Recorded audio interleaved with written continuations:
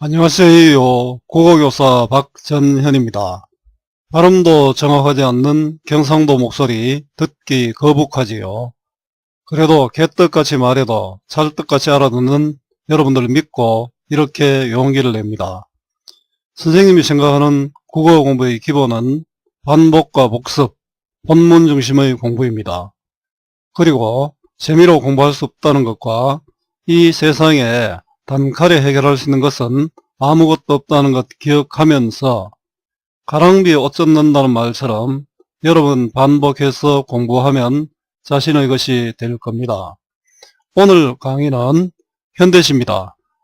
서정주 시인의 무등을 보며라는 시인데요. 선생님이 가난한 시인의 노래라는 작은 제목을 뽑아봤습니다. 자, 먼저 무등산 영상을 링크해 두었고요. 미당 서정주 기념관 선생님이 다녀왔는데요. 또 링크해 두었는데 이 부분은 여러분들이 확인을 해 봤으면 좋겠습니다. 사진을 먼저 보지요. 자, 김영재님의 무등산이라는 작품입니다.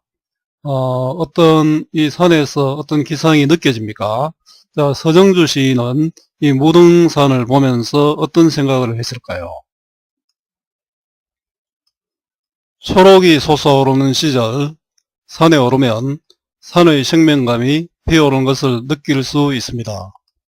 그래서 현실에 지친 많은 사람들이 산으로 가는 것일 겁니다. 1952년 광주의 대학에서 학생들을 가르쳤던 서정주 시인도 전쟁으로 인한 아픔 속에 가난한 삶을 살았을 겁니다. 어쩌면 임신한 아내조차도 제대로 먹지도 못했을 가난한 삶이었겠지요. 그러나 그 가난에 굴복하지 않았습니다. 짙푸른 무등산을 바라보면서 옆에 있는 아내의 이마를 짚으면서 지금 가난할지라도 무등산에 묻힌 푸른 이끼 묻은 옥돌 같은 품위와 지조를 지키는 삶을 다짐하고 있습니다. 나를 키운 것은 파라리 바람이라고 했던 서정주 시인의 무등을 보며입니다. 가난이야 한낮 남루에 지나지 않는다. 저 눈빛인 햇빛 속에 갈매빛의 등성이를 드러내고 서 있는 여름산 같은 우리들의 타고난 살결, 타고난 마음까지야 다 가릴 수 있으랴. 청산이 그 무릎 아래 질환을 기르듯 우리는 우리 새끼들을 기를 수밖에 없다. 목숨이 가다 가다 농을 쳐 휘어드는 오후의 때가 오거든 내외들이여 그대들도 덜어는 않고 덜어는 차라리 그 곁에 누워라. 지엄이는 지혜비를 물끄러이 우러러보고 지혜애비는 지엄이의 이마라도 짚어라. 어느 가시덤불 숯구렁에 놓일지라도 우리는 늘 옥돌같이 호젓이 묻혔다고 생각할 일이요. 청태라도 자욱이 낄 일인 것이다. 자, 이제 시를 한번 보겠습니다. 가난이야 한낮 남루에 지나지 않는다. 남루는 누더기란 뜻이죠. 자, 누더기는 어떻습니까? 예, 버릴 수 있는 것입니다. 가난은 우리가 버릴 수 있는 것, 중요하지 않는 것이라는 뜻이겠죠. 저 눈부신 햇빛 속에 갈매빛의 등성이를 드러내고서 있는 갈매빛은 짙은 초록빛입니다. 요즘의 어떤 산의 모습들이 바로 초록이겠죠. 생명감이 느껴지죠. 여름산 같은, 자, 여름산은 무등산인데요. 겨울의 무등산, 또 봄의 무등산, 여름의 무등산, 가을의 무등산이 다 다르겠죠. 아마 힘이 넘치는, 즉 에너지가 넘치는 그런 산이겠죠. 우리들의 타고난 살결, 타고난 마음까지야 다 가릴 수 있으랴. 우리가 지금은 힘들고 어렵지만 우리의 타고난 살결, 타고난 마음은 가릴 수 없다는 뜻이죠. 자, 결국 이것은 인간의 순수한 마음인데요. 오해연에 보면 옥돌과 연결이 됩니다. 자, 가난에도 흔들리지 않는 정신을 보여주고 있습니다. 청산이 그 무릎 아래 질환을 기르듯, 질환은 영지와 난초입니다. 영지와 난초는 산에서 있는 것 중에 영지는 약초로 쓰이고 난초도 또 고운 꽃이죠. 그래서 소중한 것이 됩니다. 우리는 우리 새끼들을 기를 수밖에 없다. 우리 새끼들은 바로 질환과 같은 그런 소중한 것이죠. 자, 자식인데요. 혈육애를 느낄 수 있습니다. 뒤에 가면 또 혈육애를 느낄 수 있는 시어가 또 나옵니다. 자, 인생의 긍정정신입니다. 가난함 속에서도 긍정적으로 세상을 바라보는 이런 모습을 보여주고 있죠. 목숨이 가다가다 농울처 휘어드는. 자, 농울처는 큰 물결이 거칠게 일어난다는 뜻이죠. 배가 가다가 농을 치면 굉장히 위험한 상황이죠.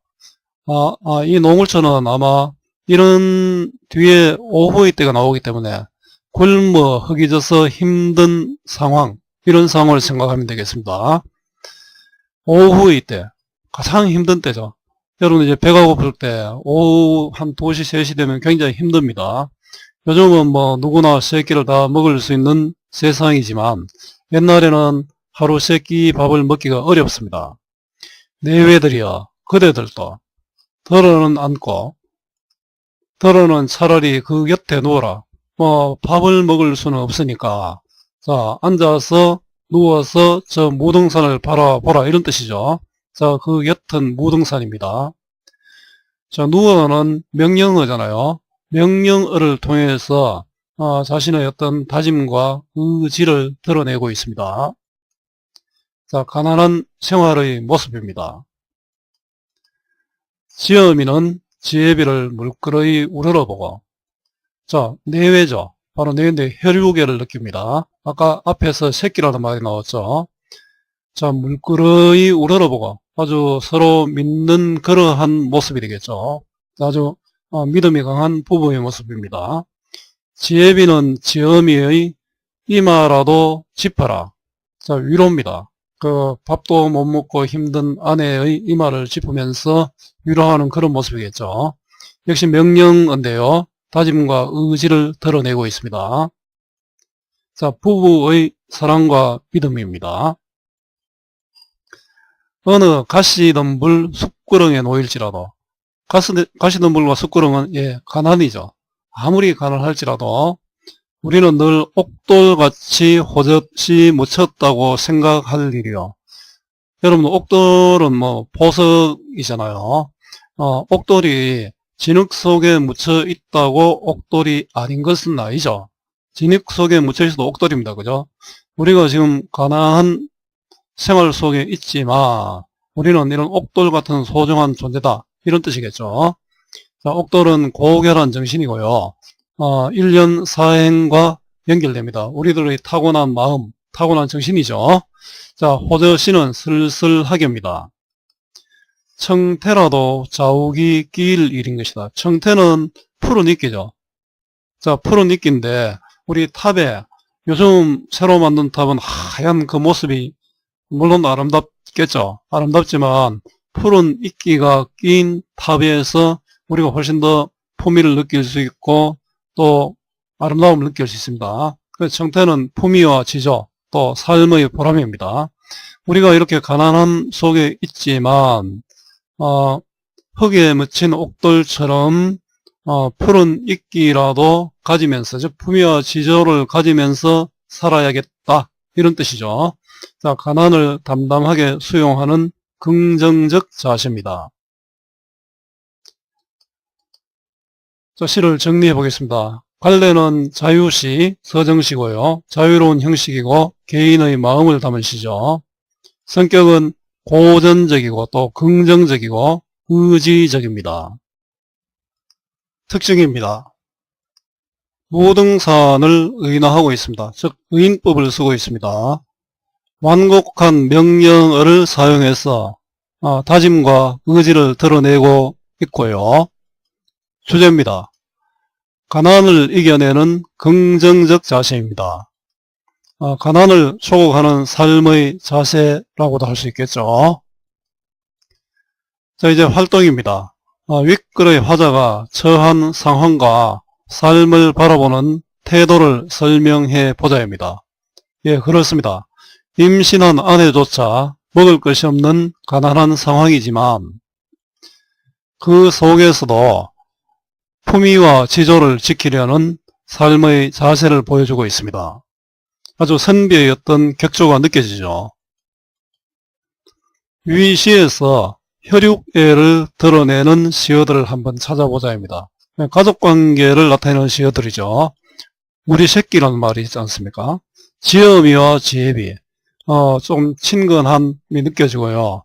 가족 간의 정이 느껴지는 그런 시어들입니다. 가난과 관련 있는 시어들을 한번 찾아보자입니다. 예, 남노, 버릴 수 있는 것들이죠. 남는 버릴 수 있는 것이고, 가시덤불과 숯구렁도 바로 가난이 됩니다. 고매한 정신을 뜻하는 시어는 타고난 사육결 또 타고난 마음인데요.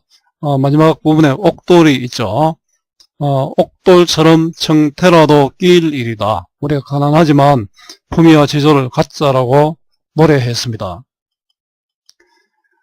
세월의 작치가 느껴지는 선비의 품위와 지조가 드러나는 시어를 한번 찾아보자 합니다. 청태죠. 자, 푸른 이끼. 우리 탑에 푸른 이끼가 끼어 있으면은 옛스러움이 느껴지고 또 오랜 세월의 자취가 느껴지죠. 그걸로 인해서 더 아름다운 탑이 됩니다. 위 시에서 화자가 믿고 의지하는 대상은 뭐죠? 바로 힘들 때 바라볼 수 있는 산, 무등산입니다. 명령어를 사용한 효과는, 자, 여기 이 시에서 명령어를 사용하고 있죠. 자, 그걸로 인한 효과는 명령어를 사용하여 단호함을 드러내면서 화자의 다짐과 의지를 나타낸다라고 할 수 있습니다. 여러분, 오늘 서정주 시인의 무등을 보며를 공부했는데요. 여러분 힘들죠? 지금 힘든 이 상황에서 서정주 시인이 생각했던 그 마음, 이 어려움 속에서도 꿋꿋한 의지를 불태웠던 그 마음을 생각하면서 이겨냈으면 좋겠습니다. 아무리 좋은 강의라도 그것을 듣는 것만으로 공부가 되지 않는다는 것 잘 아시죠? 반복과 복습, 본문 중심의 학습 꼭 부탁합니다. 여러분 수고 많았고요. 오늘도 고맙습니다.